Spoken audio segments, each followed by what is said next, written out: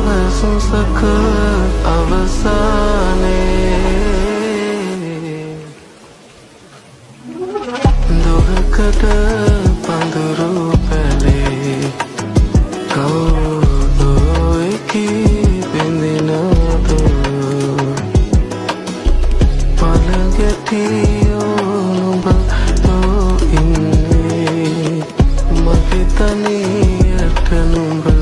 ඉන්නවනේ මහවැසුසක අවසානයේ